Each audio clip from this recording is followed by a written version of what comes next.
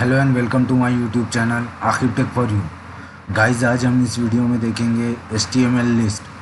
Guys, जिन लोगों ने मेरे चैनल को सब्सक्राइब नहीं किया है उन लोगों से मेरी रिक्वेस्ट है कि प्लीज़ चैनल को सब्सक्राइब कर लीजिए ताकि इस चैनल पे जो भी वीडियो अपलोड हो वो आप तक सबसे पहले पहुंच सके। गाइस, इस वीडियो में हम देखने वाले हैं HTML लिस्ट। तो गाइस, वीडियो थोड़ा सा बड़ा हो सकता है, प्लीज़ थोड़ा सा बर्दाश्त कर लीजिए। तो आइए हम अपना वीडियो स्टार्ट करते हैं। तो सबसे पहले देखते हैं HTML में लिस्ट कितने टाइप की है। HTML में जो लिस्ट है वो है 3 तरह की। सबसे पहला है unordered list, ordered list and description list. तो गाइस, हम वन बाय वन देख लेते हैं इनकी डेफिनेशन और इनके यूजर्स। तो सबसे पहले हम देखते हैं अनऑर्डर्ड लिस्ट। अनऑर्डर्ड लिस्ट जो होती है, ये लिस्ट हम कब यूज़ करते हैं? ये लिस्ट को हम जब यूज़ करते हैं जब हमें कोई पर्टिकुलर फॉर्मेट में डेटा दिखाना नहीं है, यानी कि हमें कोई नंबर या किसी सीक्वेंस को फॉलो नहीं करना है। इस लिस्ट में जो डेटा शो होता है वो बुलेट के फॉर्मेट में शो होता है। आप इसमें 4 तरह के बुलेट को यूज़ कर सकते हो। सबसे पहला है डिस्क, उसके बाद है आपका सर्कल, उसके बाद है स्क्वायर और एक चौथा है नन। इसमें जो टैग यूज़ होते हैं वो 2 टैग यूज़ होते हैं, UL एंड LI। इसके बाद जो है सेकंड जो हमारी लिस्ट है वो है ऑर्डर्ड लिस्ट। जैसा कि आप नाम से ही गेस कर सकते हो, ऑर्डर लिस्ट जो होती है इसमें जो डाटा डिस्प्ले होता है वो ऑर्डर फॉर्मेट में होता है और इसमें एक पर्टिकुलर ऑर्डर फॉलो होती है। जैसा कि आप यहाँ पे देख पा रहे हो 1 2 3। जब भी आपको कोई डेटा ऑर्डर्ड फॉर्मेट में शो करना है तो आप ऑर्डर लिस्ट को यूज़ कीजिए। इसमें जो टैग यूज़ होते हैं वो यूज़ होते हैं OL एंड LI। ऐसा नहीं है कि आप सिर्फ 1 2 3 यानी कि न्यूमेरिक में ही लिस्ट को डिस्प्ले कर सकते हो। आप लिस्ट को अलग तरह से भी डिस्प्ले कर सकते हो, जैसे कि आप इसमें रोमन, कैपिटल रोमन यूज़ कर सकते हो, स्मॉल रोमन नंबर यूज़ कर सकते हो, कैपिटल अल्फ़ाबेट यूज़ कर सकते हो और स्मॉल अल्फ़ाबेट यूज़ कर सकते हो। उसके बाद जो हमारी थर्ड लिस्ट आती है डिस्क्रिप्शन लिस्ट। जैसा कि नाम से ही पता चल रहा है, डिस्क्रिप्शन लिस्ट जो होती है, डिस्क्रिप्शन लिस्ट या डेफिनेशन लिस्ट में हम एलिमेंट डेफिनेशन के फॉर्म में डिस्प्ले होती है, जैसा कि हम डिक्शनरी में डिस्प्ले होती है। गाइस, इन दोनों लिस्ट के मुकाबले डिस्क्रिप्शन लिस्ट में 3 टैग यूज़ होते हैं, DL, DT and DD। DL जो होता है वो डिस्क्रिप्शन लिस्ट को रिप्रेजेंट करता है, DT जो होता है वो डाटा टर्म को रिप्रेजेंट करता है और DD जो होता है वो डाटा डिस्क्रिप्शन या डाटा डेफिनेशन को रिप्रेजेंट करता है। जैसा कि आप यहाँ पे देख पा रहे हो, HTML जो है हमारा वो है DT यानी कि डाटा टर्म, और इज़ अ मार्कअप लैंग्वेज जो है वो है हमारा डाटा डिस्क्रिप्शन। तो गाइज, आइए हम इसको प्रैक्टिकली करके देखते हैं। सबसे पहले हम हमारा विजुअल स्टूडियो ओपन करते हैं। यहाँ पे हम एक फ़ाइल बना देते हैं HTML लिस्ट नाम से। जैसा कि आप यहाँ पे देख पा रहे हो, हम इस फाइल को .html एक्सटेंशन से सेव करेंगे। जैसे ही यहाँ पे हमारी फ़ाइल क्रिएट एंड सेव हो गई, यहाँ पे हम सबसे पहले बेसिक स्ट्रक्चर बना लेते हैं। ये बन गया हमारा बेसिक स्ट्रक्चर। हमने यहाँ पे टाइटल दे दिया HTML लिस्ट। अब इसको हम सेव करके ब्राउज़र में देखते हैं कि हमारा टाइटल प्रॉपरली वर्क कर रहा है या नहीं कर रहा है। तो जैसे कि आप देख पा रहे हो, हमारा टाइटल प्रॉपरली वर्क कर रहा है। अब इसके बाद हम स्टार्ट करते हैं। सबसे पहले बॉडी टैग के अंदर सबसे पहली लिस्ट जो हम स्टार्ट करते हैं वो अनऑर्डर लिस्ट को स्टार्ट करते हैं। जैसे कि हमने इसकी डेफिनेशन देखा, इसमें जो चीज़ें होती है वो ऑर्डर फॉर्मेट में नहीं होती है, बुलेट फॉर्मेट में शो होती है। तो सिंपली हम यहाँ पे कंटेंट इंटर करके देखते हैं। सॉरी, ये UL में नहीं आएगा, LI में आएगा, आई एम सॉरी।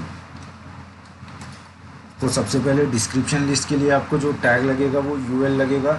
UL के अंदर आप दूसरा जो टैग यूज़ करोगे LI। UL यानी कि अनऑर्डर लिस्ट और LI जो होता है वो लिस्ट के कंटेंट होते हैं। तो सबसे पहला यहाँ पे मैं ले लेता हूँ HTML।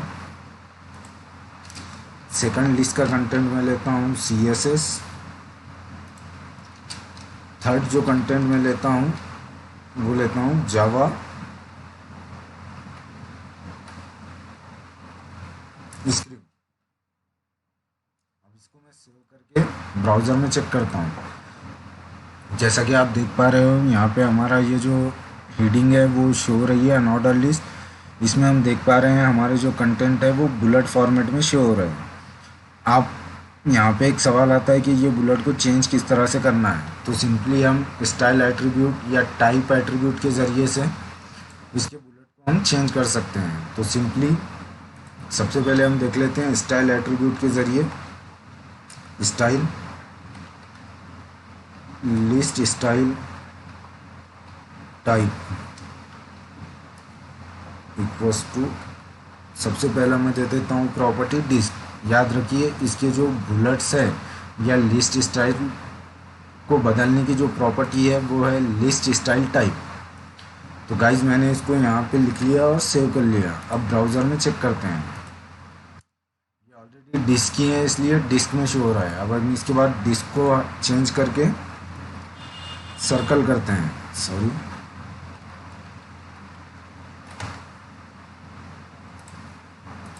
तो जैसा कि आप यहाँ पे देख पा रहे हो हमारे जो बुलेट है वो सर्कल के फॉर्मेट में शो हो रहा है। इसके बाद मैं इसको स्क्वायर करता हूँ। तो गाइस जैसा आप यहाँ पे देख पा रहे हो ये स्क्वायर में शो हो रहा है।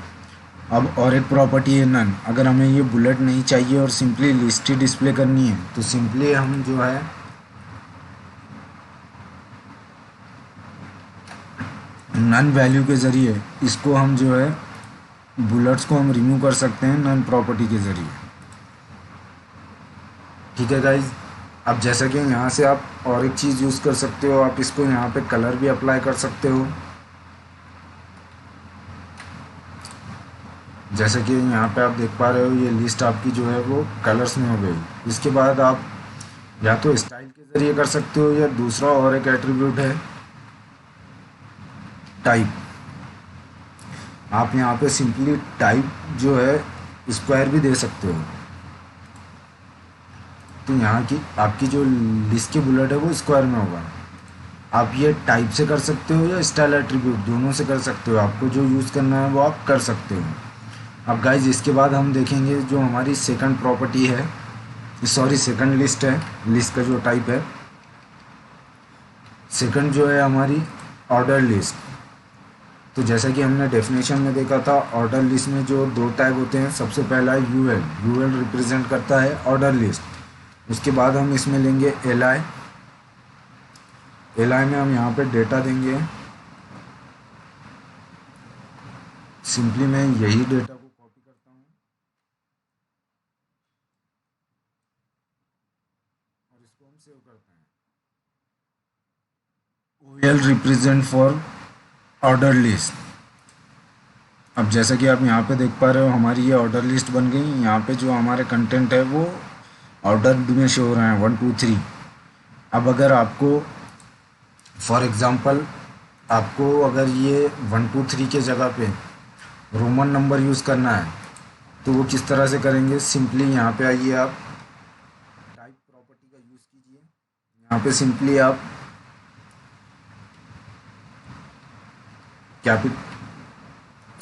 सिंपली यहाँ पे आप कैपिटल आई यूज़ कीजिए। आपकी जो लिस्ट है वो कैपिटल रोमन नंबर में शो होगी, जैसा कि आप यहाँ पे देख सकते हो। अगर आपको स्मॉल नंबर में शो करना है तो सिंपली यहाँ पे स्मॉल आई दीजिए और सेव कीजिए। तो आप देख सकते हो यहाँ पे आपके जो यहाँ पे जो आपके नंबर्स है वो स्मॉल रोमन नंबर्स में शो हो रहे हैं। अगर आपको अल्फ़ाबेट यूज़ करना है तो सिंपली यहाँ पे कैपिटल ए दीजिए। आपकी जो लिस्ट है वो कैपिटल अल्फ़ाबेट के हिसाब से हो जाएगी, जैसा कि आप यहाँ पे देख पा रहे हो ABC। अगर आपको स्मॉल अल्फ़ाबेट यूज़ करना है तो सिंपली स्मॉल ए दीजिए। यहाँ पे आपकी जो लिस्ट है वो अपने आप स्मॉल अल्फ़ाबेट में शो होगी। अब जैसा कि यहाँ पे आप इसको स्टाइल प्रॉपर्टी भी अप्लाई कर सकते हो, कलर, बैकग्राउंड, जो भी आप करना चाहो। चलिए हम देख लेते हैं कि इसको स्टाइल हम यहाँ पे इसका बैकग्राउंड और कलर चेंज करते हैं। बैकग्राउंड में देता हूँ रेड और उसके बाद मैं सिंपली कलर देता हूँ येलो। और इसको सेव करता हूँ। तो अब हम देखते हैं ब्राउज़र में हमने जो बैकग्राउंड और कलर दिया है वो अप्लाई हो रहा है या नहीं हो रहा है। तो जैसा कि आप यहाँ पे देख पा सकते हो, बैकग्राउंड हमारा रेड हो गया और कलर जो है हमारा वो येलो हो गया। तो आप इस तरह से इसको फॉर्मेटिंग भी कर सकते हो। इसके बाद आप लिस्ट के अंदर भी फॉर्मेटिंग एलिमेंट यूज़ कर सकते हो, जैसा कि बोल्ड टैग हो गया।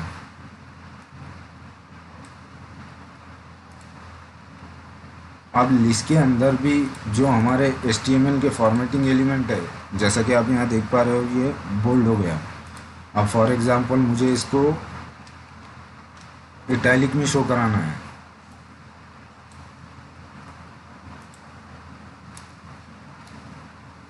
तो आप यहाँ पे देख सकते हो ये जो CSS है वो इटैलिक में शो हो रहा है।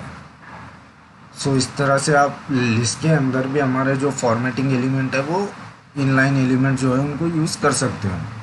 अब गाइस आइए हम देखते हैं थर्ड जो हमारी लिस्ट है, डिस्क्रिप्शन लिस्ट। जैसा कि हमने डेफिनेशन में देखा, डिस्क्रिप्शन लिस्ट में 3 टैग होते हैं। सबसे पहला DL जो है हमारा वो, सबसे पहले यहाँ पे हम हेडिंग ले लेते हैं H1 डिस्क्रिप्शन और डेफिनेशन लिस्ट। तो DL जो है आपका रिप्रेजेंट करता है डिस्क्रिप्शन लिस्ट को।